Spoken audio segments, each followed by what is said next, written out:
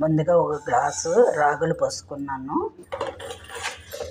ఇంకొక గ్లాసు జొన్నలు పోసుకున్నాను. ఈ రెండింటిని కలిపి మంచి అరోమా వచ్చేటట్టుగా ఆయిల్ లేకుండా గీ లేకుండా స్లోగా వేయించుకోవాలి. వేయించుకున్న తర్వాత దీన్ని మెత్తగా పొడి చేసుకోవాలి. అందులో బెల్లము, ఇలాచి వేసుకొని మెత్తగా గ్రైండ్ చేసుకోవాలి. దీన్ని ఆ పిండిని నెయ్యితో లడ్డూలు చేసుకొని తినచ్చు. లేదు దాన్ని బాయిల్ చేసుకొని పాలతోటి పాలతో బాయిల్ చేసుకొని తాగొచ్చు. లేదు మీకు చిక్కగా కావాలంటే కొంచెం ఇడ్లీ కన్సిస్టెన్సీ వచ్చేటట్టుగా చూసుకొని ఆ ముద్దని స్పూన్తో కూడా తినచ్చు.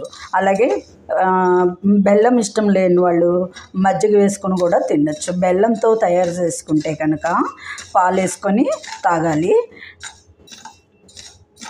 మామూలుగా ఉడకపెట్టుకుంటే కనుక మజ్జిగ వేసుకొని తాగొచ్చు. సమ్మర్లో మజ్జిగ వేసుకొని తాగితే బాగుంటుంది, వింటర్లో బెల్లం పాలు వేసుకొని తాగితే బాగుంటుంది. ఇది మీలో ఎవరికైనా నచ్చితే లైక్ చేయండి, సబ్స్క్రైబ్ చేయండి.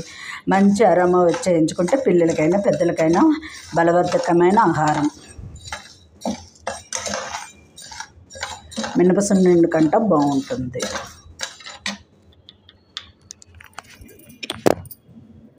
ఆర్డర్ ఇదిగో తయారైన పౌడరు ఇలాగుంటుంది. ఈ పౌడరు కావాలంటే మీరు ఆర్డర్ పెట్టుకోవచ్చు. అరోమాగా మంచి టేస్టీతో ఉంటుంది. రాగి డ్రై ఫ్రూట్స్ పౌడర్.